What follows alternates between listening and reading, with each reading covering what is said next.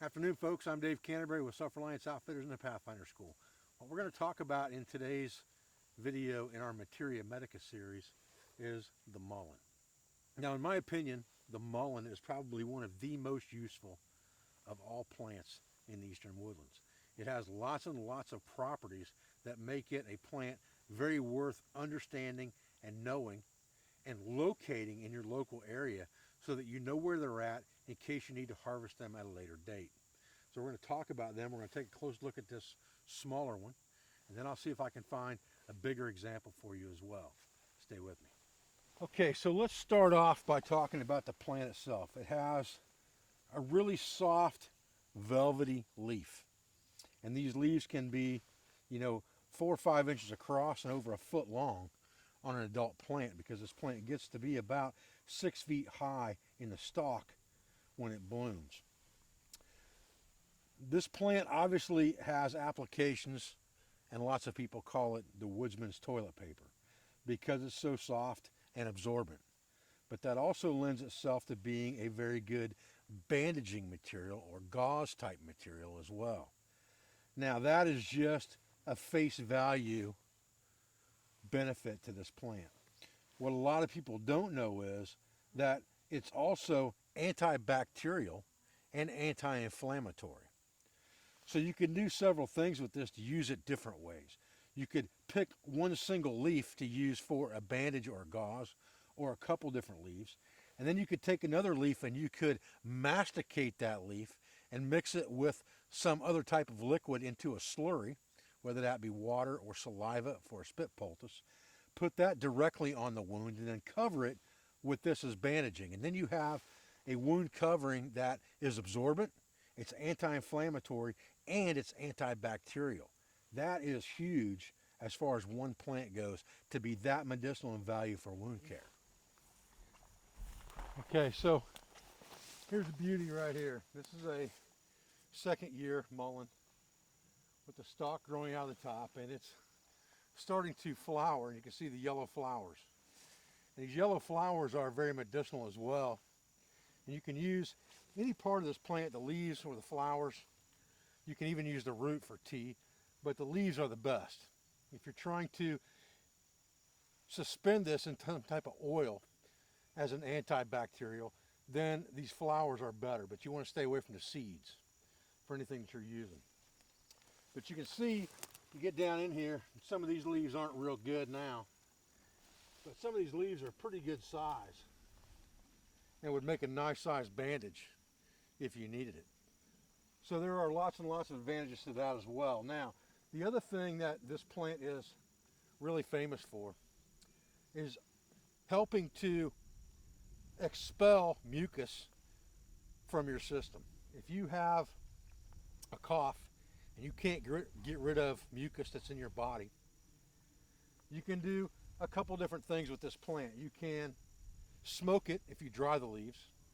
You could also take it and create an infusion, which means you're making a tea, and basically put a towel over your head and inhale the fumes. And what that does is it causes you to cough. And it's really not making the symptoms worse.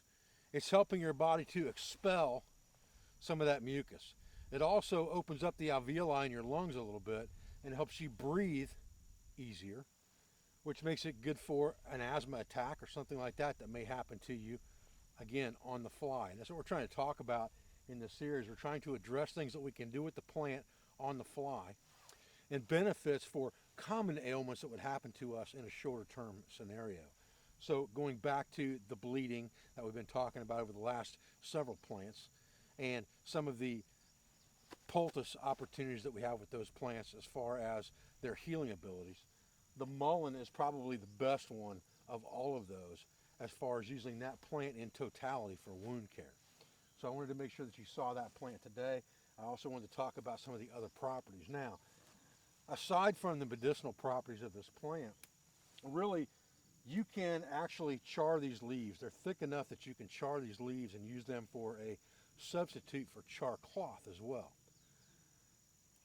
The dead stalks of this plant make decent hand drill drills. So there are lots and lots of advantages to this plant other than just its medicinal value. But it's probably one of the best medicinal plants for wound care, again, in the eastern woodlands. Okay, so real quick tip or trick on this video now. If I'm in the field, I need to bandage something up quick. I'm going to grab a couple of the larger leaves to use as a wound covering, and then I'm going to take some of the smaller leaves, and I'm going to get the tenderest leaves I can find from the middle first, because those are going to have a lot of medicinal value in them. It just seems to work with the younger leaves having a lot of medicinal value in them. And then I'm going to cut those down with my Mora.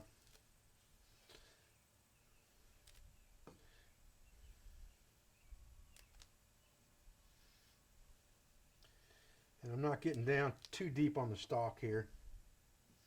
And I'm putting them into my kuxa. Then I might take a few of these leaves from here and put them in as well. Just like that. That's probably enough. And now what I'm going to do is I'm going to take, just make sure these are as fine as I can get them. And they are absorbent, like I said, so they're going to hold moisture. Then I'm going to take this mixture here and I'm going to add a little bit of water into this kuxa, just like that. And take the other end of my spoon, that is like a pestle, and a mortar set up here. So now I'm going to go ahead and just squeeze that down with a mortar and pestle using my kuxa and the pestle part of my spoon here.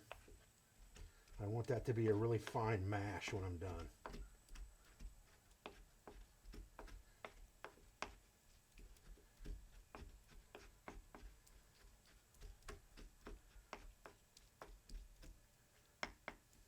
Okay. Now I'll take my leaves and I'll put that poultice material right on top of the leaf like this. Grab whatever bandaging material I have. So if I have a wound on my forearm, I'm going to pack that right over the top of that wound. And then I'm going to dress it as best I can with one hand, probably by turning myself right upside down on top of a rag and wrapping it around like this in opposite directions. Wrapping it fairly tight, but not cutting off the circulation. Just like that.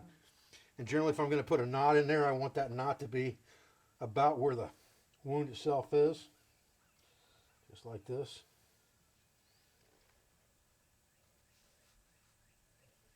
Tighten that thing down good. If I need to, I can stand on it to get it good and tight. Just like that. And now I'm good to go. Well, folks, I'm Dave Canterbury with Self-Reliance Outfitters in the Pathfinder School. I appreciate you joining me today for this part in our Materia Medica series on Mullien. I appreciate your views. I appreciate your support. I thank you for everything you do for our school, for our family, and for our business, for all of our sponsors, instructors, affiliates, and friends, and I'll be back with another video as soon as I can. Thanks, guys.